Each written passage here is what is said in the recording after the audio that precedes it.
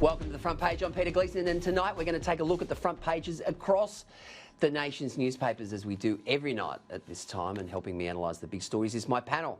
Joining me here in our Brisbane studio is Queensland Liberal National MP David Crisafulli, and of course in Adelaide we have columnist Caleb Bond from the Advertiser. Now, tomorrow's front pages are dominated by the impact of the coronavirus. There's plenty going on in that space, and we will get to those front pages very shortly. But let's get the latest on exactly what's happening as Australians are being warned against travelling to parts of Italy as the coronavirus continues to spread across the globe. Preparations are underway for an outbreak within Australia as the Treasurer is forced to count the cost to the economy. Fears rise as the coronavirus continues to go global. Our concern now is the number of countries outside of China, making it more likely that we will have further outbreaks in Australia. But the Chief Medical Officer says there's no need to be alarmed. We are still contained in Australia. We have no community transmission of this virus in Australia. The Morrison government is preparing for a global pandemic to be declared, but school closures and hospital restrictions will only be considered if there's a big outbreak here. This is a flexible plan. It depends on the circumstances at the time. Preparations also underway to cancel big public events like the AFL. The possibility of events is always there, but that is a last resort. One biosecurity expert warns in the worst case scenario, 50% of Australians could catch the virus, 1.8 million hospital beds would be needed, as well as 650,000 intensive care places. Professor Raina McIntyre from the University of New South Wales warning 3% of infected Australians could die. That's approximately 300,000 people. We don't know what scenarios will eventuate, but our plan has to be such that we are ready for whatever happens. The spread of the virus into parts of Europe has triggered the travel advice to be raised for northern Italy. That is exercise a high degree of caution for the provinces of Lombardy and Veneto. While the human toll remains the priority, the Treasurer is counting the cost to the economy, downplaying expectations he himself raised about the prospect of a budget surplus. In terms of the exact number, Treasury is still doing that work, and obviously the virus continues to evolve. The government's own China travel ban has had an impact, particularly on the lucrative university sector, and it appears for now it will remain. But that's a decision for the government to make. On the medical advice would be that we should be fairly cautious. Trudy McIntosh, Sky News, Canberra. All right, let's bring our panel in now. David Crisafulli, if we go straight to the front of the Australian headline, virus fires, 1.5 million visitors lost. Up to 1.5 million international visitors will be lost to Australia due to the coronavirus and bushfire crisis, in a crippling blow to tourism as the disease now threatening the Tokyo Olympics forces Scott Morrison to prepare for last resort closures of schools and cancellations of football matches. Now, you're the opposition tourism spokesman, so the alternative tourism minister here in Queensland. You've seen up close and personal the impact of this particular crisis. It doesn't look like it's getting any better right now, David. No, it's massive. It's had a massive impact. And I know, first and foremost, whenever you talk about it, you have to acknowledge it is first and foremost a health issue. People are losing their lives, and you've got to be mindful and respectful of that.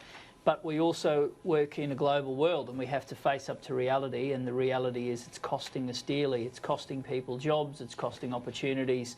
And the federal government today announced a very big marketing package. That is so welcome.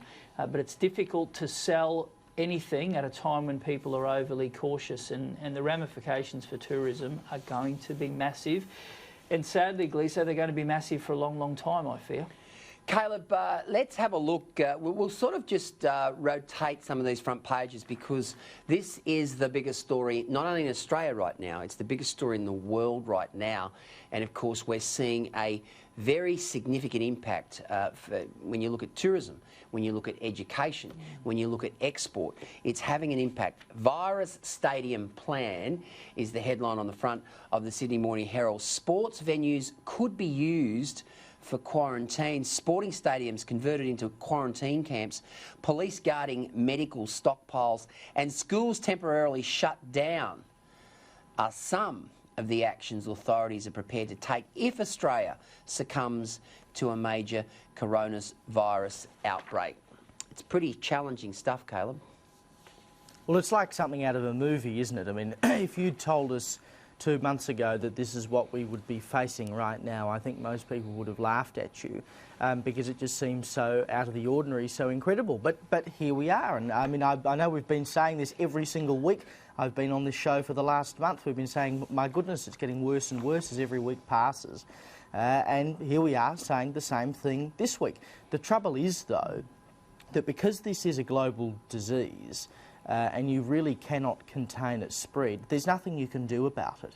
You know, the fact that it is affecting the tourism industry, the fact that it is affecting the stock market, it is economically crippling many parts of Australia and the rest of the world, it is hospitalising many people and killing many people, is not something that we can actually do all that much about. We can finesse around the edges and try to keep people away and maintain a travel ban to China, which is absolutely right. But other than that, there's not a lot we can do. So it's kind of like strapping yourself in and hoping for the best. And obviously what we heard before about 50% of Australians contracting coronavirus is absolutely the worst case scenario and is very unlikely. But these are very real things. These are things that we have to consider and cope with like we've never had to cope with any disease of this sort before. So we're learning on the run, we're making policy up on the run, and the effect of this disease at the moment, even though we can see what it's doing right now, is still untold. I mean, if we know now that it's having this effect on our tourism industry and the economy and whatever, I mean, what's it going to be like in another 2 months? It's just something that basically we have to sit here and live with.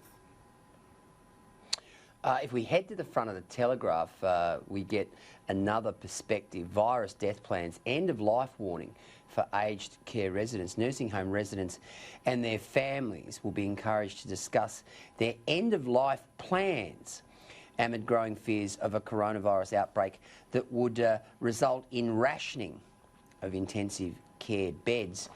David, if we head to the front of the Cairns Post, this is very much within your wheelhouse, and of course I refer to the headline, "Millions for FNQ Tourism, Cairns star attraction in federal relief campaign." Finally, Scott Morrison is listening, and he's decided to whack some serious dough into some of these really strife-torn areas of North Queensland. Cairns will be a major recipient of a new $40 million campaign to reignite international tourism as the federal government opens up bushfire tourism recovery funds to destinations peering over a coronavirus travel cliff. Yeah, this is a massive, massive injection, and boy, oh boy, Peter, is it needed right now.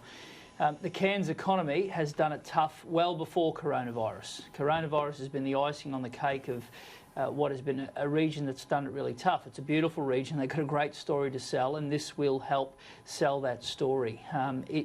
The quantum for Cairns is more than what the state put on the table for the entire state just a couple of weeks ago. So this will have an impact. You mentioned about the nursing homes. Well, we have to look at all of those options. You have to look at options, everything from police detaining people if they have the virus and want to leave. You have to look at contingencies for your nursing homes, because if you get it wrong, the penalty is so severe when it comes to your economic and social impacts. And my concern is that we have nations that I think have probably been a little tardy. We have nations that may not be telling the full story about the impact of coronavirus on them. And we heard about the research for a cure early on in the piece. Well, that's gone quiet.